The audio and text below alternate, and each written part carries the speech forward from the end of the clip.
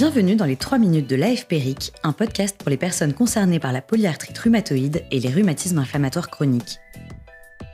Dans chaque épisode, des infos, astuces et conseils qui vont à l'essentiel. Aujourd'hui, dans notre série consacrée au rhumatisme psoriasique, Mélanie Vaucheret, psychologue clinicienne, nous parle de l'ambivalence du caractère à la fois visible et invisible du rhumatisme psoriasique. Dans le rhumatisme psoriasique, comme dans les autres rhumatismes, le symptôme invalidant qui va être au premier plan, c'est la douleur. La douleur est une expérience particulière. Il n'y a pas d'outil pour la mesurer comme pour la pression artérielle, comme pour la fièvre. Ce n'est que par la parole du malade qu'elle va pouvoir se transmettre. Avec la douleur, on est dans ce qu'on appelle les handicaps invisibles. Invisibles au sens où de l'extérieur, rien ne se passe.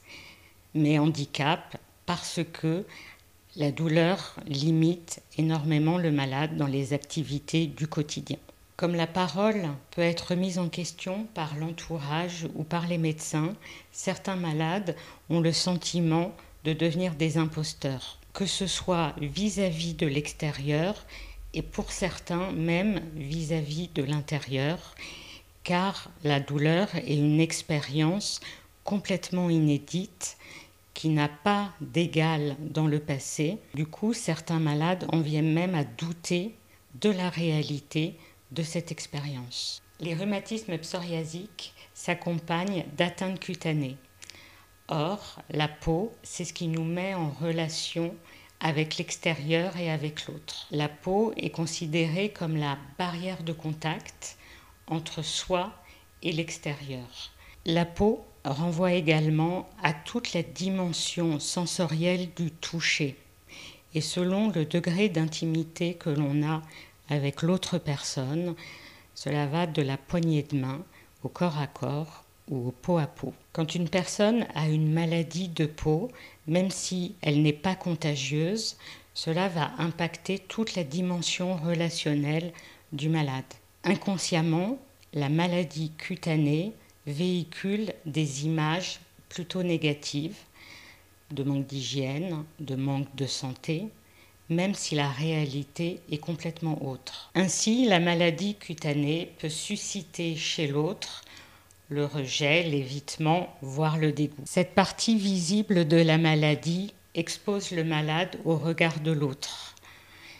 Contrairement à la douleur qui peut être tue, dans une atteinte cutanée, le malade ne peut s'extraire de ce regard-là.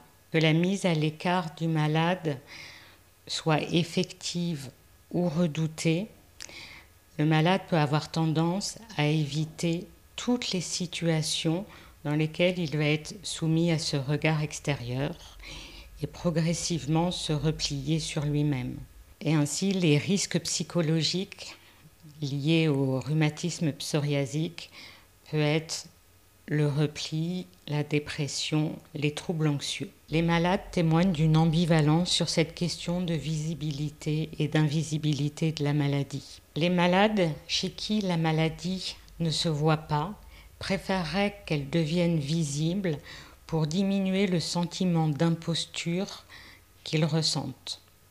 Et à l'inverse, ceux chez qui la maladie se voit préféreraient qu'elle soit invisible pour les soustraire au regard extérieur. Merci Mélanie Vaucheret pour ces explications. Nous remercions également le laboratoire Janssen qui a apporté son soutien institutionnel à la réalisation de cet épisode. Ça vous a plu ? N'hésitez pas à vous abonner, liker et partager notre émission. Pour plus d'infos, rendez-vous sur www.polyarthrite.org.